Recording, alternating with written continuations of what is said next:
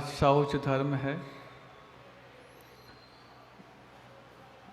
सुबह से हमने सोचा कि आज इन लोगों का लोभ ना बढ़ जाए, तो हमने समय को पहले ही रखते हुए 6:45 बजे शांति धारा और 7 बजे के पहले पहले वो कार्यक्रम पूरा हो गया।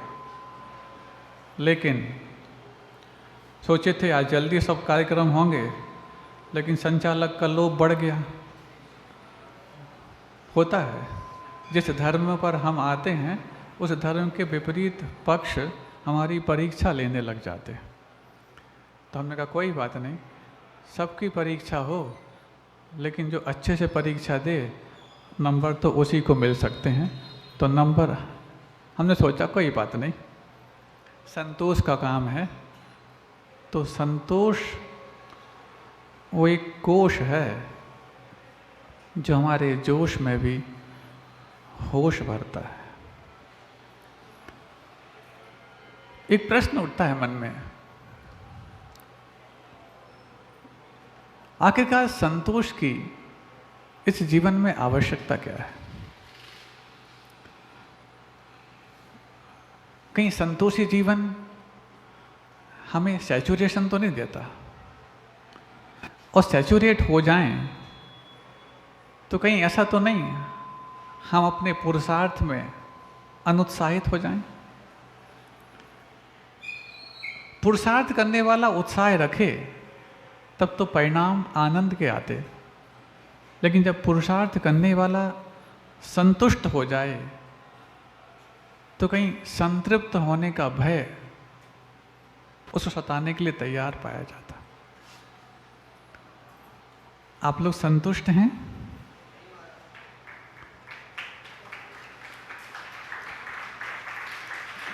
हम समझ नहीं पा रहे आपके तालियों का क्या संकेत है। और संतुष्ट यदि हैं तो फिर संतृप्त और संतुष्टि के बीच के भेद को हमें समझना है। जब अकर्मण्यता हमें घेर लेती है, नाकारापन हमें घेर लेता है, तो संतोष संतृप्तता की ओर बढ़ जाता है। और जब उत्साह उमंग हमारे परिणामों में पूर्णता को प्राप्त कर लेता, तो वही हमारा जीवन संतोष से भर जाता है। जब पास पड़ी हुई वस्तु भी हमें बोझ लगने लग जाए, तब मानना हमारे बोध में संतोष पैदा हुआ है। नहीं है तो लोभी व्यक्ति के लिए तो जो नहीं भी है वो आकुल व्याकुल करता, और संतोषी के लिए सामने पड़ी वस्तु भी बोझिल लगने लग जाती। क्या कभी हमने ऐसा जीवन जीने का प्रयास किया जिस जीवन को जीते वक्त हम कभी ये भी समझ पाएं कि अब बस सबसे पहले उन चीजों से हमें विराम लेना है जो अनावश्यक हैं। लोभी व्यक्ति को जितनी आवश्यक वस्तुओं की जरूरत होती है, उससे ज्यादा अनावश्यक वस्तुओं की आकुलता उसे घेरती है। कोरोना काल में एक बहुत अच्छा एक व्यंग सामने आया, और वो व्यंग बहुत फेमस भी हुआ था। आप सबने कोरोना काल जिया है? आप कोरोना काल के पहले के हैं कि बाद के हैं? उम्र के रूप में नहीं पूछ रहे, हम धर्म के रूप में पूछ रहे हैं। उम्र के रूप में तो सारे कोरोना काल के पहले के हैं। हो सकता है धर्म के रूप में कोई कोरोना के बाद भी जन्म लिया हो। तो उस समय एक व्यंग सामने आया था। वो व्यंग ये कि दुनिया ने अपनी आवश्यकता की वस्तुएं खरीदना प्रारंभ क्या कर दी कि पूरी दुनिया की अर्थव्यवस्था ही चरमरा गई। आप लोग समझे इसका अर्थ? कोरोना काल में आवश्यकता की वस्तुओं का लेन देन और व्यापार तो ज्यों का त्यों चल रहा था, सिर्फ अनावश्यक वस्तुओं का व्यापार और लेन देन समाप्त। तो क्या हुआ कि पूरी अर्थव्यवस्था ध्वस्त हो गई। इसका मतलब है आज दुनिया की अर्थव्यवस्था यदि चल रही है तो अनावश्यक वस्तुओं के लेन देन और व्यापार से चल रही है। क्योंकि यदि आवश्यक वस्तुओं का आदान प्रदान बंद हो जाता तो आवश्यक वस्तुओं के अभाव में तो व्यक्ति कोरोना के पहले ही मर जाती है। इसका मतलब जो कुछ भी अर्थव्यवस्था है, जो भी अर्थशास्त्र है, वो अनर्थ की लेन देन और आदान प्रदान के कारण है। क्या हम अनर्थ की चीजों को पूर्णतः समाप्त नहीं कर पा रहे, तो क्या शुरुआत भी नहीं कर सकते कि हम अपने जीवन में अनर्थ की चीजों को मिनिमाइज तो करें। आवश्यक जरूरी चीजों को हम कतई नहीं कहेंगे तुम खत्म कर दो। करना चाहो तो कर सकते हो, लेकिन कम से कम अनावश्यक चीजों को तो हम उसकी लोभ और उसकी लिप्सा से अपने आप को बचाएं। और जैसी अनावश्यक चीजों का लाभ हमें प्राप्त होता है, लाभात लोभ प्रजायित, लाभ से ही लोभ पैदा होने लग जाता। वैसे लाभ और लोभ में अक्षर तो वही है, मात्रा का अंतर है। लाभात लोभ प्रजायित, लाभ से ही लोभ पैदा होता। महाराज, जिनको लाभ नहीं होता उनको भी तो लोभ होता है। हाँ, ऐसा एकांत से आप कह सकते हो, लेकिन संपूर्ण रूप से नहीं। कैसे महाराज? आप लोग सुन रहे हैं? आप लोग को लाभ हुआ है सुनने का? कुछ लोगों को हो सकता है इतना लाभ होने के बाद अब लोभ भी समाप्त हो जाए, लेकिन लोभ समाप्त नहीं हुआ है, लोभ डायवर्सन होगा है। अब सुन बहुत लिया, धर्म ध्यान बहुत हो लिया, अब थोड़ा सा घर गृहस्थी भी तो देख ली जाए। तो लोभ तो ज्यों का त्यों बना रहा, उस लोभ के तरीके बदल गए। अभी तक धर्म का लोभ था, किसी को अब धर्म का लोभ है, तो किसी को अपने गृहस्थ जीवन का लोभ है। ये चारों कषाएं जो हैं वो आपस में इंटरचेंजेबल हैं। हम जब कभी भी लोभ पर काम करने का प्रयास करते, लोभ हमारे नियंत्रण में आता क्या कि माया चालू हो जाती। माया को पकड़ने का प्रयास करते कि क्रोध उत्पन्न आ जाता। और जब क्रोध मैं नहीं करता, इस प्रकार से क्रोध पर काम करता हूं, तो मैंने क्रोध नहीं किया, ये मान पैदा हो जाता। मेंढक तौलने जैसा काम है इन कषायों को नियंत्रण करना। एक को तराजू के पालने पर रखो तो जब तक उस पर दूसरी तरफ बांट रखते, इसके पहले वो नीचे उतर जाता है। फिर दूसरे को चढ़ाओ तो पहला बाला निकल जाता।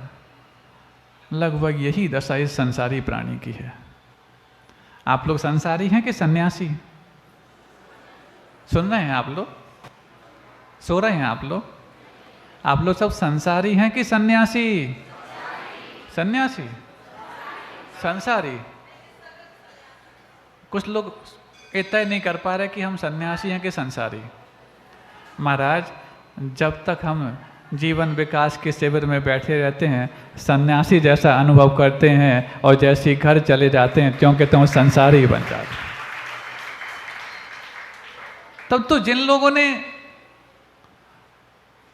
सन्यासी बनने का अनुभव हमें पूरे 24 घंटे करना है, उन्होंने अपने उस पूरे सन्यास आश्रम को निर्मल सदन के रूप में तब्दील कर दिया है। लेकिन जिनकी अपनी कर्तव्य हैं, दायित्व हैं, कुछ निष्ठाएं हैं, उनका मन तो निर्मल सदन में रह जाता, लेकिन तन मजबूरन अपने अपने घर पहुंच जाता। इसलिए हम ये क्यों कहें कि जितने भी शिविरार्थी हैं वो पूर्णतः संसारी हैं। इतना तो हम अवश्य कह सकते हैं, आंशिक संसार तो उनका कम हुआ है, क्योंकि जैसे ही संसार का कम होना होता है, जीवन का विकास प्रारंभ हो चुका होता है।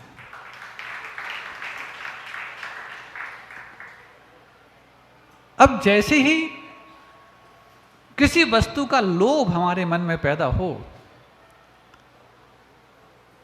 और उस लोभ को नियंत्रण हम ना दे पा रहे हों, अभी तो उस वस्तु का लोभ, जो लोभ के कारण वो वस्तु जो हमारे हाथ में नहीं है उसका आकर्षण पैदा कर रही है, और हम चाहते हैं कि जो वस्तु सामने रखी है मुझे आकर्षित कर रही है, मेरे लिए लोभ पैदा करा रही है, इसके पहले कि उसका लोभ बढ़े, अपने पास जो है उसमें से एक निकालने के लिए तैयार हो जाओ। महाराज, जो मिला नहीं है उसी का लोभ तो नियंत्रित नहीं होता, और जो मिल चुका है उसको अलग करने की आप बात कह रहे हैं। अच्छा ये बताओ, जितने भी सन्यासी इस पूरी सभा में बैठे हैं, चाहे वो 10 दिन वाले हों चाहे वो आजीवन वाले हों, क्या उनके जीवन में चीजों का अंबार नहीं था क्या? चीजों का अंबार होते हुए भी चीजों का आडंबर समाप्त हो गया, चीजों के बीच में रहते हुए भी चीजों से अलिप्त होने का भाव पैदा हो गया। तब तो उसी संसार में संसारी भी रहता है और उसी संसार में सन्यासी भी रहते हैं। सन्यासी और संसारी के बीच में अंतर कहां पैदा हो जाता, जब दोनों ही संसार में हैं? तो अंतर से इतना होता कि संसार और संसारी और सन्यासी, इन तीनों शब्दों के बीच में तालमेल कैसे बैठता है, वही तालमेल इन सन्यासी और संसारी के बीच में अंतर पैदा करता। आपको बात समझ में आई? नहीं आई है, और हम जल्दी आपको बात समझाना भी नहीं चाह रहे थे, इसलिए थोड़ी उलझी हुई बात आपसे कही, ये जानने के लिए कि तुम्हें धर्म का लोभ है कि नहीं। धर्म का यदि लोभ होगा तो उलझी हुई बात को जब तक सुलझ कर के समझ में ना आए तुम जल्दी हाँ नहीं करोगे, और यदि धर्म की बजाय कुछ और लोभ होगा तो मन में ही आएगा जल्दी हाँ बोल दो ताकि ये बात आगे बढ़े, उसके बाद जल्दी से 9:30 बजे और हम अपने अपने गंतव्य की ओर प्रस्थान करें। आप लोग सुन रहे हैं ना? तो धर्म का लोभ है कि नहीं? महाराज, लोभ का तो त्याग करने की बात कही। हाँ, तुम्हारे अंदर से ग्रीडनेस खत्म नहीं हो सकती, लेकिन ये ग्रीडीपन जो है तुम्हारा, वो किस डिग्री का हो, उस किस ग्रेड का हो, बस एक ग्रेड बदलने की आवश्यकता है। ग्रेड का मतलब लोभ होता है, और ग्रेड का अर्थ आपका वो स्तर होता है कि किस स्तर का आपका वो लोभ होना चाहिए। कभी आपने ये देखा,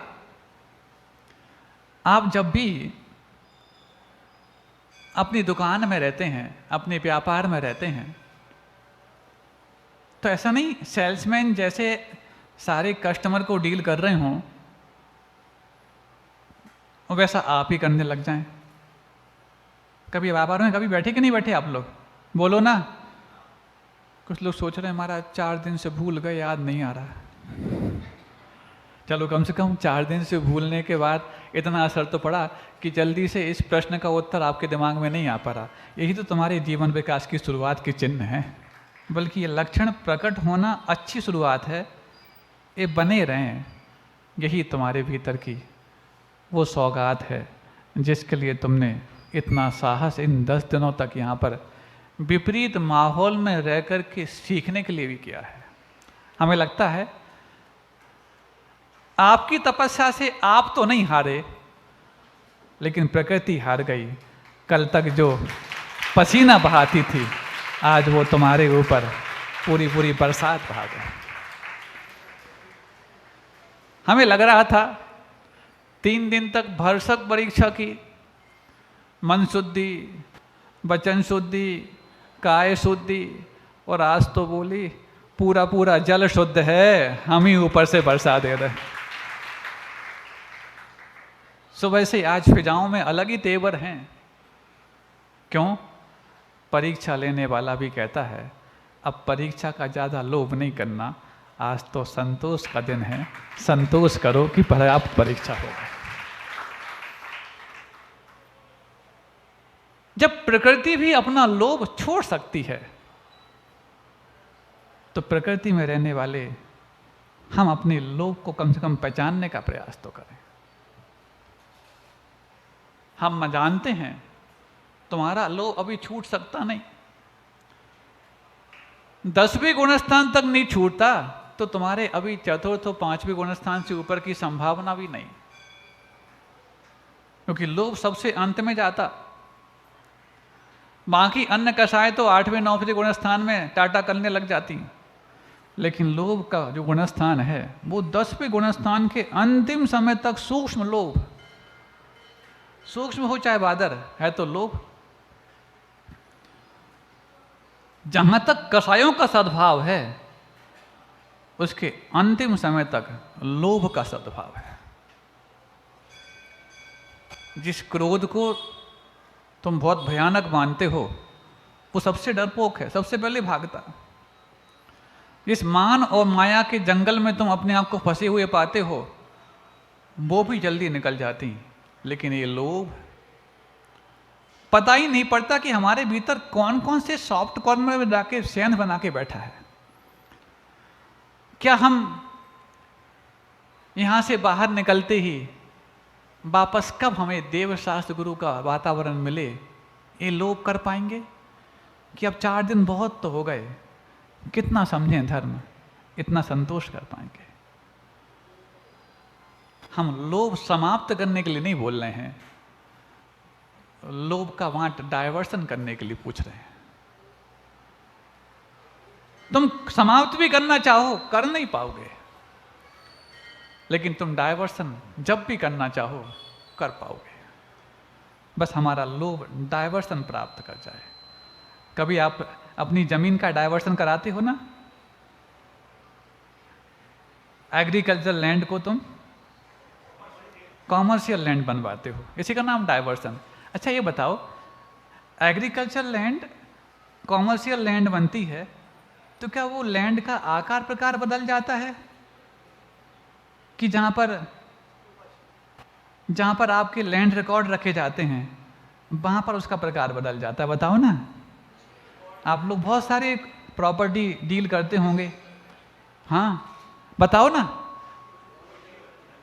लैंड का आकार प्रकार बदलता है कि उस कागज के आकार प्रकार बदलते हैं? बस इतना ही है। हम तुम्हारे लोभ को बदलना नहीं चाहते, बस तुम्हारे लोभ के जो कागज हैं वो कागज बदल जाएं। अभी तक संसार के थे, अब वो सन्यास के हो जाएं। यही शौच धर्म है, अहिंसा परमो धर्म की।